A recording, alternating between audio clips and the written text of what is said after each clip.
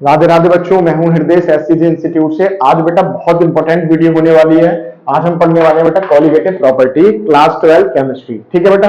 तो सबसे पहले आप लोग ये जान लो कि भाई कॉलिगेटिव प्रॉपर्टी एक्चुअल में क्या होती है। तो अगर मैं बात करूं कॉलिगेटिव प्रॉपर्टी की, तो कॉलिगेटिव प्रॉपर्टी क्या होती है बेटा, ये डिपेंडेंट होती है नंबर ऑफ सॉल्यूट पार्टिकल।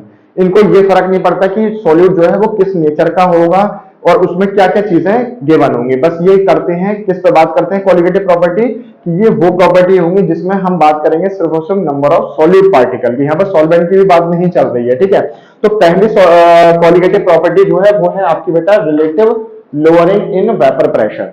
कहने का मतलब क्या हुआ कि जो वेपर प्रेशर है, जो एक वेपर मतलब मान लो कोई कंटेनर है, उस कंटेनर में क्या है, सॉल्यूट भी प्रेजेंट होगा और सॉल्वेंट भी प्रेजेंट होगा, और दोनों मिलकर क्या बना रहे होंगे बेटा, सोल्यूशन बना रहे होंगे। ठीक है। तो क्या होगा, जब भी हम उनको हीट अप करेंगे या कोई एनर्जी प्रोवाइड करी जाएगी तो वो एक वेपर प्रेशर क्रिएट कर रहे होंगे। ठीक है। तो सबसे पहली जो प्रॉपर्टी है हमारे पास वो है relative lowering in vapour pressure. तो क्या हो रहा होगा कि जो वेपर प्रेशर है वो क्या हो रहा होगा, लोअर मतलब डिक्रीज हो रहा होगा। अब मान लो लेट सपोज कि मान लो हमने क्या काम किया, एक सोल्यूशन प्रेजेंट था, उस सोल्यूशन में हमने क्या है, एक सॉल्यूट पार्टिकल दिए। ठीक है। और सॉल्यूट कैसा लिया बेटा, सॉल्यूट लिया हमने नॉन वोलेटाइल। ध्यान से समझेंगे बेटा, नॉन वोलेटाइल। अगर हमारे पास सॉल्यूट नॉन वोलेटाइल है तो वो उड़ नहीं सकता। अगर वो उड़ेगा नहीं तो वो वहां पर क्या है, वेपर प्रेशर क्रिएट ही नहीं करेगा। तो जनरली आपके पास यहाँ पर क्या प्रेजेंट रह गया, सिर्फ और सिर्फ सॉल्वेंट प्रेजेंट रह गया। यस और नो। अगर मैं आप लोगों से बात करूं कि बेटा इस सॉल्वेंट का जो वेपर प्रेशर होगा, ठीक है, वो इस पूरे सॉल्यूशन के वेपर प्रेशर के इक्वल होना चाहिए। क्यों? क्योंकि सॉल्यूट जो है वो नॉन वोलेटाइल है। यस और नो। तो सॉल्यूट जो होगा वो नॉन वोलेटाइल होगा, तो हमने बोल दिया बेटा कि जो P है वो हो जाएगा PA के इक्वल। और क्यों हो गया, क्योंकि सॉल्यूट क्या हो गया, नॉन वोलेटाइल हो गया। तो अगर आपसे क्वेश्चन बन जाए यहाँ पर कि सॉल्यूट का जो सॉल्यूट है उसका नेचर कैसा होगा, तो वो होगा हमारे पास बेटा नॉन वोलेटाइल। यस और नो। तो हमारे पास P क्या है यहाँ पर, वेपर प्रेशर ऑफ सॉल्यूशन। ठीक है। वो इक्वल हो जाएगा किसके बेटा, PA और वेपर प्रेशर ऑफ सॉल्वेंट के। क्लियर हो गई। इसको हमने डाल दी बेटा पहली इक्वेशन। ठीक है। अकॉर्डिंग टू रॉल्स लॉ क्या कहता है हमारे पास कि जो हमारे पास PA होगा, और PA क्या है, वेपर प्रेशर ऑफ सॉल्वेंट, वो डायरेक्टली प्रोपोर्शनल होता है किसके बेटा, मोल फ्रैक्शन ऑफ A। जब हम डायरेक्टली प्रोपोर्शन का साइन हटाते हैं तो हमारे पास P नॉट A आ जाता है। अब ये P नॉट A क्या है, बहुत ध्यान से समझेंगे। देखिए बेटा, यहाँ पर एक सॉल्यूट प्रेजेंट था, एक सॉल्वेंट प्रेजेंट था। यस और नो। जब ये दोनों मिलके एक सोल्यूशन बना रहे थे तो ये एक साथ कोई प्रेशर को एक्सर्ट कर रहे होंगे, वेपर प्रेशर बना रहे होंगे, परंतु इनका सॉल्यूट का और जो सॉल्वेंट है इनका अपना अपना भी तो एक वेपर प्रेशर होगा। ठीक है। तो सॉल्वेंट की बात चल रही है तो हम बात कर रहे हैं सॉल्वेंट में एक इसकी प्योर स्टेट में क्या होगा, वेपर प्रेशर होगा। ठीक है। तो वो हमने कह दिया PA is equal to P not A और XA। क्लियर हो गई। इसको डाल दिया हमने दूसरी इक्वेशन। जो PA था वो हमारा किसके, P के इक्वल भी है पहली इक्वेशन से, और PA क्या था, वेपर प्रेशर ऑफ सॉल्वेंट, वो किसके इक्वल है बेटा, वेपर प्रेशर ऑफ पूरा सॉल्यूशन के। तो P बराबर में हमने क्या बोल दिया, P not A XA। Clear हो गई वाली बात। Now as we know that, अगर मैं आप लोगों से कहूं कि भाई मोल फ्रैक्शन क्या होता है दो कंपोनेंट के बीच का, तो आप लोग जानते होंगे, तो XA प्लस में XB इज इक्वल टू में 1 होता है। तो जो XA की वैल्यू आएगी वो हमेशा क्या आएगी मेरे प्यारे बच्चों, 1 से कम ही आएगी। यस और नो। ठीक है, हम जानते हैं बात। तो XA जो होगा वो हमेशा क्या होगा, 1 से लेस ही होगा। तो वेपर प्रेशर जो है सॉल्यूशन का वो क्या हो जाएगा, लेस देन हो जाएगा किससे, P नॉट A से। दोबारा समझेंगे, इस पूरे वेपर प्रेशर सॉल्यूशन का जो वेपर प्रेशर है वो हमेशा किससे कम होगा, इस सॉल्वेंट के वेपर प्रेशर से। क्यों होगा, क्योंकि जो XA जो आया है, मोल फ्रैक्शन जो आया है वो हमेशा क्या होता है, 1 से छोटा होता है। क्लियर हो रही है अभी बात।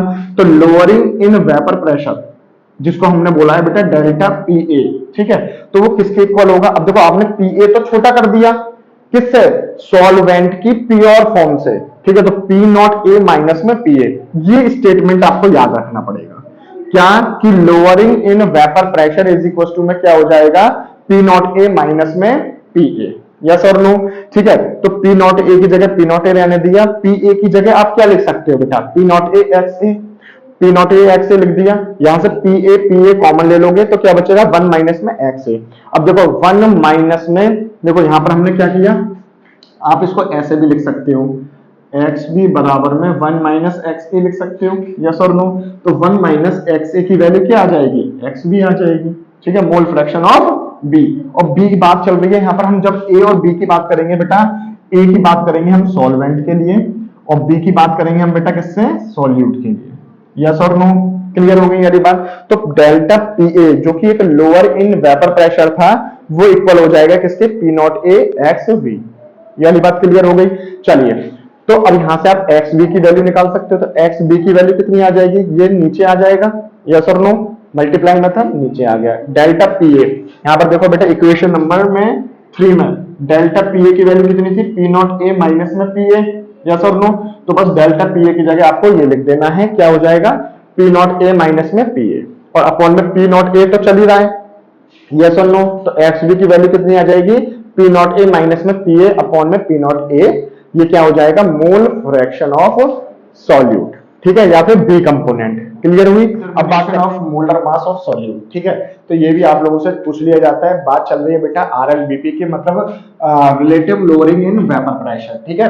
तो यहाँ पर हम कैसे डिटर्मिनेशन करेंगे किसका, मोलर मास ऑफ सॉल्यूट का। तो बच्चा पार्टी ध्यान से देखना, क्या हमें फाइंड आउट करना है बेटा। देखो मैंने आप लोगों को अभी पीछे बताया था कि ए जो है वो हम कंसीडर करेंगे बेटा सॉल्वेंट के लिए, और जो बी होगा वो कंसीडर करेंगे किसके लिए मेरे प्यारे बच्चों, सॉल्यूट के लिए।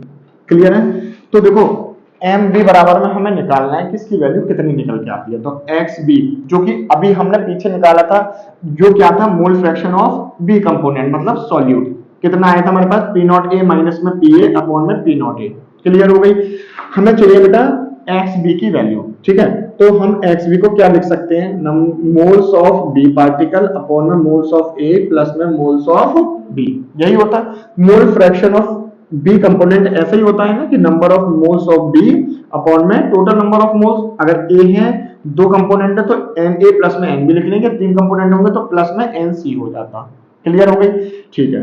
अब जरा ध्यान से देखिए, तो हमारे पास ये चीज निकल के आ गई, एन बी मतलब नंबर ऑफ मोल्स निकालने का फॉर्मूला क्या होता है, मास अपॉन में मोलर मास। तो मास की जगह हम लिख देते हैं बेटा वेट, डब्ल्यू से डिनोट कर रहे हैं, तो डब्ल्यू बी अपॉन में क्या हो जाएगा, एम बी मोलर मास, ठीक है। नाउ एन ए बी तो हम निकाल सकते हैं, तो कितना हो जाएगा, डब्ल्यू ए अपॉन में एम ए। क्लियर हो गई। ये सारी वैल्यूज हमें इसमें पुट कर देनी है, ठीक है। तो ये वाली वैल्यूज जब आप इसमें पुट करोगे तो क्या हो जाएगा, x B is equal to n B की वैल्यू कितनी है, डब्ल्यू बी अपॉन में एम बी अपॉन में ये क्या हो जाएगा, डब्ल्यू ए अपॉन में एम ए प्लस में डब्ल्यू बी अपॉन में एम बी। बहुत ध्यान से देखेंगे बेटा। अब जरा एक चीज और समझो, ये किसकी बात हो रही है, यहाँ पर सॉल्यूट की बात हो रही है ना। तो सॉल्यूट जो है बेटा वो बहुत ज्यादा नेग्लिजिबल है इन कंपैरिजन टू सॉल्वेंट। तो इसको क्या कर देंगे हम बेटा, नेग्लेक्ट कर देंगे। अब आप कहोगे कि सर हमने ऊपर वाली बात भी तो यहाँ पर सॉल्यूट की हो रही है, तो इसको नेग्लेक्ट क्यों नहीं किया। इसको नेग्लेक्ट हमने इसलिए नहीं किया क्योंकि अगर यहाँ पर 0 कर देंगे तो ये तो नॉट डिफाइंड वैल्यू आ जाएगी, यस और नो। यहां से अगर हम इसको नेग्लेक्ट करेंगे तो काम चल सकता है। तो हमारे पास क्या है, mole fraction of B component कितना निकल के आ जाएगा, डब्ल्यू बी अपॉन में एम बी अपॉन में, जब आप इसको हटा दोगे 0 नेग्लेक्ट कर देंगे, खत्म कर दो से, तो ये क्या बचा, डब्ल्यू ए अपॉन में एम ए। क्लियर हो रही है बेटा। तो ये कंडीशन बन रही है आपके पास ए अपॉन में बी अपॉन में सी अपॉन में डी। तो क्या होता है, डब्ल्यू बी इंटू में, ये तो ऊपर मल्टीप्लाई में चला जाएगा, एम ए अपॉन में ये दोनों क्या हो जाएंगे, मल्टीप्लाई में आ जाएंगे, तो एम बी इंटू में डब्ल्यू ए। इस एक्स बी की वैल्यू आपको यहां पर पुट कर देनी है। Put the value of x be in equation number 1। तो put the value of x be in equation number 1। जब आप 1 में रखोगे तो क्या हो जाएगा, W B into M A upon में एम बी इंटू में डब्ल्यू ए बराबर में क्या होगा, पी नॉट ए माइनस में पी ए अपॉन में पी नॉट ए। क्लियर हो रही है बेटा। आपको क्या चाहिए था, determination of molar mass of solute, मतलब एम बी की वैल्यू चाहिए। तो एम बी देखो बेटा यहाँ पर आ रहा है, यस और नो। तो आप क्या करोगे, इस पूरे को यहाँ पर लेके आ जाओ, और इसको यहाँ लेके चले जाओ, इसको नीचे लेके आ जाओ, तो ये क्या हो जाएगा डब्ल्यू बी इंटू में एम ए अपॉन में इस पूरे को यहाँ लेके आ जाओ, पी नॉट ए माइनस में पी ए, और ये क्या चला जाएगा, इधर चला जाएगा। ठीक है, ठीक है, पी नॉट ए क्या बचा, डब्ल्यू ए बचा, तो डब्ल्यू ए भी तो इसकी मल्टीप्लाई में आएगा, तो ये क्या आ जाएगा डब्ल्यू ए बराबर में क्या बचा एम बी।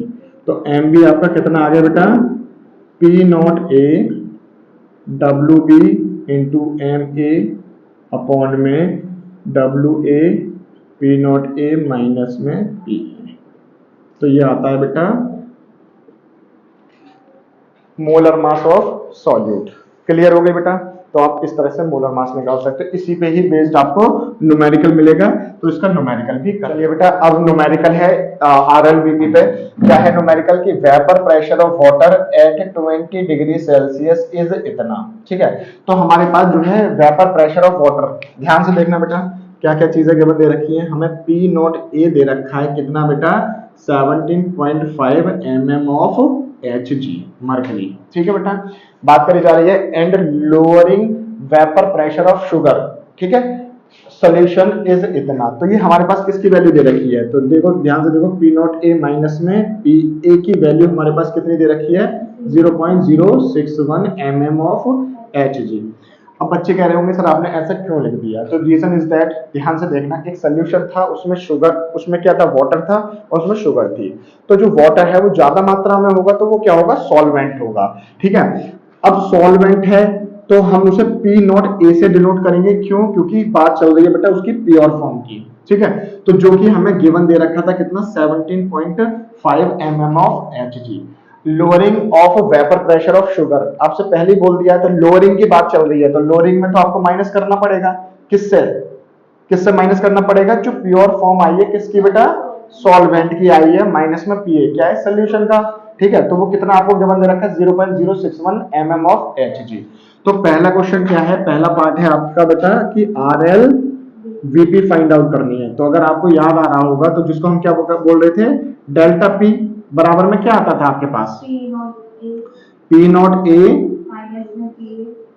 माइनस में क्या हो जाएगा पी ए अपॉन में पी नॉट ए।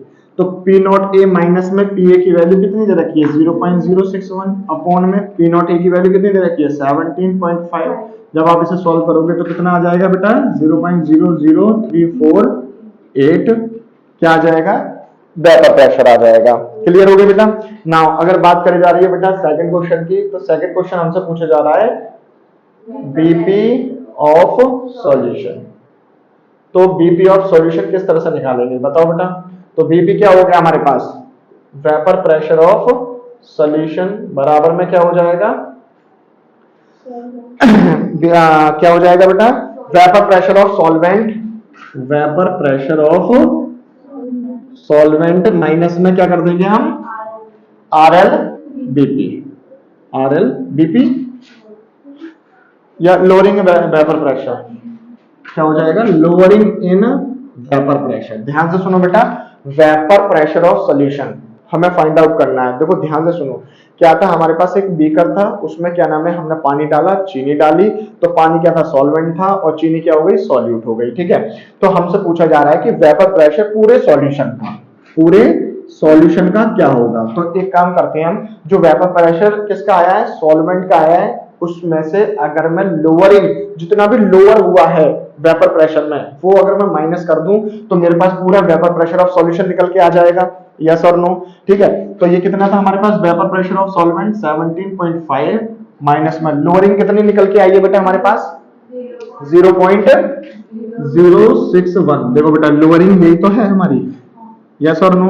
तो लोअरिंग कितनी है 0.061 अगर ये हम माइनस कर देंगे तो वैल्यू कितनी आ रही है बेटा 17.439 mm ऑफ Hg। यस और नो। ठीक है बेटा। अब लास्ट टॉपिक क्या है हमारे पास, लास्ट हमसे पूछा गया मोल fraction of sugar and water. तो अगर आप लोगों को फॉर्मूला याद है तो XB बराबर में क्या फॉर्मूला निकल के आया था जो हमने पहली इक्वेशन डाली थी बताओ क्या आया था बेटा P नॉट A माइनस में PA अपॉन में क्या हो जाएगा P नॉट A। बहुत ध्यान से देखेंगे P नॉट ए माइनस में पी अपॉन में पी नॉट की हमने वैल्यू निकाल रखी है, कितनी आई थी हमारे पास बेटा 0.00348। ठीक है, एक्स भी आपको पता चल गया कितना है 0.00348। तो एक्स से कैसे निकाल सकते हो, 1 में से इसको माइनस कर दो, यस और नो, तो क्या निकल के आ जाएगा आपके पास ए निकल के आ जाएगा। और ये क्या है सॉल्वेंट है और ये क्या है सॉल्यूट है। तो सॉल्वेंट क्या होगा वाटर होगा, सॉल्यूट क्या होगा हमारे पास शुगर होगी। तो इसका क्या निकल के आ जाएगा, क्या आ रहा है फाइनल आंसर 0.9965 ठीक है। तो ये क्या आ जाएगा हमारे पास मोल फ्रैक्शन ऑफ वाटर। तो ये न्यूमेरिकल है, इस तरह से सेकंड एलिवेशन जो प्रॉपर्टी सेकंड जो कॉलिगेटिव प्रॉपर्टी है वो है हमारे पास बेटा एलिवेशन इन बॉइलिंग पॉइंट। तो क्या होगा ध्यान से देखेंगे कि हमारे पास जो है बेटा बॉइलिंग पॉइंट जो है किसी भी लिक्विड का एक तरह से वो टेम्परेचर हो गया जो कि क्या नाम है वेपर प्रेशर। जब वेपर प्रेशर जो होगा किसी भी सोल्यूशन का वो क्या हो जाएगा एटमॉस्फेरिक प्रेशर से हाइट कर जाएगा या एलिवेट कर जाएगा या बढ़ जाएगा। क्लियर हो रही है वाली बात, ठीक है। तो वो कितना होता है एलिवेशन इन बॉइलिंग पॉइंट कितना होगा, डेल्टा टीवी से हम डिनोट कर रहे हैं, वो हो जाएगा हमारे पास टीबी माइनस में टीबी नॉट। ध्यान से देखना बेटा टीबी क्या है बॉइलिंग पॉइंट ऑफ सॉल्यूशन, पूरे सॉल्यूशन का क्या है बॉइलिंग पॉइंट है। अब किसी भी टर्म को किसी चीज से घटाते हो आप तो वो क्या होती है छोटी होती है। तो देखो अभी मैंने जैसे कहा था कि जो वेपर जो बॉइलिंग पॉइंट है किसी भी सॉल्यूशन का वो ज्यादा होगा, हाइट कर जाएगा, किससे कर जाएगा सॉल्वेंट के बॉइलिंग पॉइंट से। क्लियर हो रही है। तो हमसे यूं कहा जाता है कि भाई जो डेल्टा टीबी होता है एक्सपेरिमेंटली ये सर्च करा गया, ये फाउंड करा गया कि जो डेल्टा टीबी होगा वो डायरेक्टली प्रोपोर्शनल होगा बेटा किसके मोलाल कंसंट्रेशन के। ठीक है, और मोलाल कंसंट्रेशन एक तरह से क्या होती है हमारे पास मोलैलिटी। यस और नो, बचपन में हमने पढ़ी है मोलैलिटी क्या होती है। तो जब डायरेक्टली प्रोपोर्शनल का साइन हटाएंगे तो कोई ना कोई कांस्टेंट की जरूरत पड़ेगी, दैट इज केबी। यस और नो, तो इस केबी को आप क्या क्या बोल सकते हो molal boiling point elevation constant. ठीक है बेटा, मोलाल बीपी कांस्टेंट इब्लियोस्कोपिक कांस्टेंट। ठीक है, तो तीन टर्मिनोलॉजी है, तीन नाम से इसको जाना जाता है, तो ध्यान रख लेना, पूछा जा सकता है आपसे एमसीक्यू में। ठीक है, यदि मैं मोलल कंसंट्रेशन जो है वो 1 कर देता हूं तो डेल्टा टीवी जो है वो किसके बराबर हो जाएगा केबी के बराबर हो जाएगा। ठीक है, ये सिंपल सी है। अब इसमें हम क्या कर रहे हैं बेटा क्या निकालेंगे determination of molar mass of solute. ठीक है बेटा, तो सॉल्यूट का क्या निकाल रहे हैं हम बेटा मोलर मास निकाल रहे हैं, कहां से एलिवेशन इन बीपी से। ठीक है, चलो ध्यान से देखना हमारे पास क्या इक्वेशन निकल के आई थी कि delta TB is equal to में केबीएम। यस और नो, इसको डाल दो अभी पहली इक्वेशन। ठीक है बेटा, नाउ एम क्या होता है, एम का फॉर्मूला क्या होता है number of moles of solute upon में mass of solvent in kg. ठीक है, तो यही तो मोलैलिटी होती है। ठीक है, तो m बराबर में क्या हो जाएगा number of moles of solute कैसे निकालते हैं मास अपॉन में मोलर मास। ठीक है, तो W B अपॉन में क्या कर देंगे हम एम बी कर देंगे। ठीक है, जैसे हमने पिछली वीडियो में किया था। मास ऑफ सॉल्वेंट बोले तो क्या हो जाएगा WA और इनटू में कर देंगे 1000। ठीक है, अगर हमारे पास ग्राम होगी तो केजी में 1000 से कर देंगे। ठीक है, चलिए तो ये क्या हो सकता है m बराबर में WB अपॉन में MB इनटू में WA इनटू में 1000। इस m की वैल्यू यहां पुट कर दो तो delta TB is equal to में क्या आ जाएगा KB इनटू में WB अपॉन में MB इनटू में WA। अब आपको क्या फाइंड आउट करना होता है बेटा मोलर मास ऑफ सॉल्यूट मतलब कि MB। तो MB की वैल्यू आपको फाइंड करनी है, तो आपको यहाँ पे MB दिखाई दे रहा है, इसको ऊपर लेके चले जाओ, उसको नीचे लेके आ जाओ। तो MB बराबर में क्या हो जाएगा KB इनटू में WB अपॉन में डेल्टा TB इनटू में WA। तो ये क्या हो गया बेटा, हाँ सॉरी इनटू में क्या चल रहा है बेटा 1000, तो इनटू में 1000 तो क्या निकल के आ जाएगा बेटा आपके पास मोलर मास ऑफ सॉल्यूट। ठीक है, तो molar mass of solute in case of elevation in boiling point ये होता है। समझ में आ गया। चलिए बेटा अब जो है एलिवेशन इन बॉइलिंग पॉइंट पे एक न्यूमेरिकल देख लेते हैं। क्या है कि the BP of benzene is इतना when 1.8 gram 1.8 gram of non volatile solute was dissolve in 90 gram of the benzene. बहुत हमें साफ साफ दिखाई दे रहा है कि 1.8 ग्राम जो है वो सॉल्यूट का क्या है, मास दे रखा है।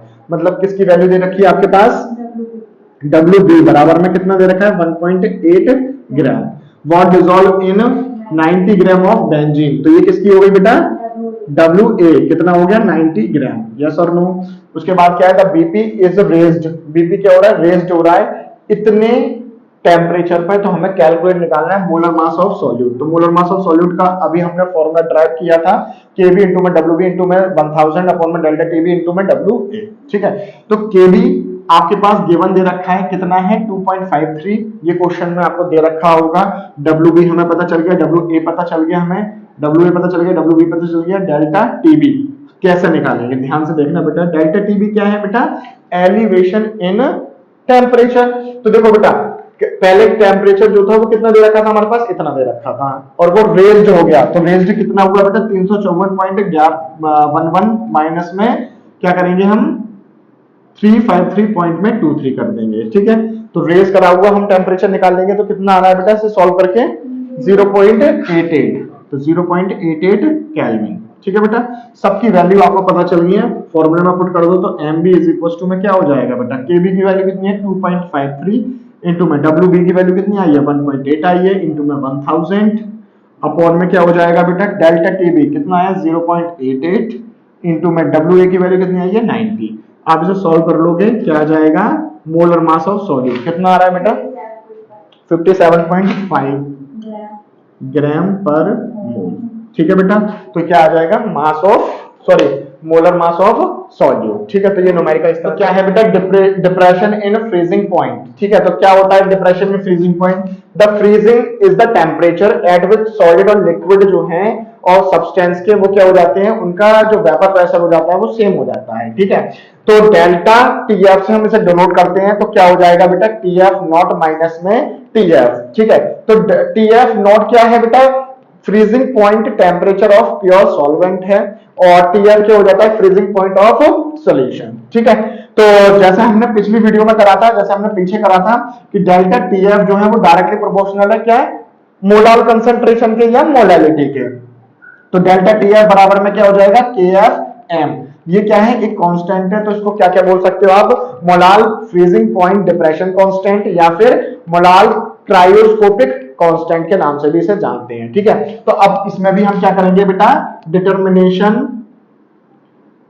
Determination of molar mass of solute. ठीक है, तो हमें मोलर मास ऑफ सॉल्यूट निकालना है, मतलब MB की वैल्यू फाइंड आउट करनी है। तो कैसे करेंगे, यहाँ पर आपके पास क्या निकल के आया बेटा, delta TF is equal to में KF इंटू में M आया है, इसको डाल दो बेटा पहले इक्वेशन। M क्या होती है, number of moles of solute upon में mass of solvent in kg।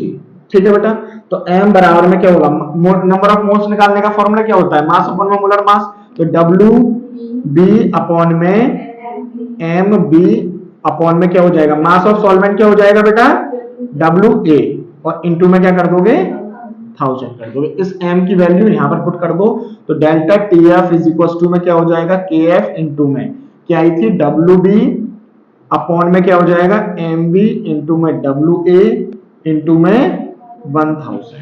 ठीक है, आपको क्या चाहिए बेटा, MB चाहिए, तो MB इधर चला गया आपका, इज इक्वल टू में KF इंटू में WB अपॉन में डेल्टा TF इंटू में WA इंटू में 1000। ठीक है बेटा, तो ये क्या था आपके लिए, determination of molar mass of solute. तो इस तरह से ये होता है। तो बेटा लास्ट हमारे पास कॉलिगेटिव प्रॉपर्टी है ऑस्मोटिक प्रेशर। तो कहीं पे क्वेश्चन पूछ लिया जाता है, कोई बात नहीं, इसी वीडियो में कंसीडर कर लेंगे। ठीक है, तो क्या नाम है जो है ऑस्मोटिक प्रेशर, कहीं कहीं पे पूछ लिया जाता है कि ऑस्मोसिस भी क्या कॉलिगेटिव प्रॉपर्टी होती है, और ध्यानपूर्वक समझना, ऑस्मोसिस जो है वो कॉलिगेटिव प्रॉपर्टी नहीं होती है, ऑस्मोटिक प्रेशर जो है वो कॉलिगेटिव प्रॉपर्टी होती है। तो यहाँ पर हम क्या करते हैं बेटा, SPM सेमी परमेबल मेम्ब्रेन के थ्रू क्या करते हैं, सॉल्वेंट को एक्सेसिव प्रेशर देते हैं ताकि वो पास हो जाए, ठीक है। तो ऑस्मोटिक प्रेशर को हम डिनोट करते हैं बेटा पाई से, जो होता है सीआरटी। यहाँ पर सी क्या है, कंसंट्रेशन है, आर क्या है, गैस कांस्टेंट है, और टेम्परेचर टी क्या है, एब्सोल्यूट टेम्परेचर है, ठीक है।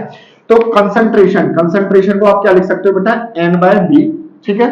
तो एन बाय बी की जगह अब ये क्या है, एन क्या है, नंबर ऑफ मोल्स, क्या है बेटा, n number of moles, V क्या है यहाँ पर, वॉल्यूम, यस और नो। तो एन को आप क्या लिख सकते हो बेटा, डब्ल्यू बी अपॉन में एम बी, यस और नो। क्या होता है, मास अपॉन में मोलर मास होता है, तो मास क्या हो गया, वेट ये हो गया डब्ल्यू बी, और मोलर मास क्या हो गया, एम बी, यस और नो।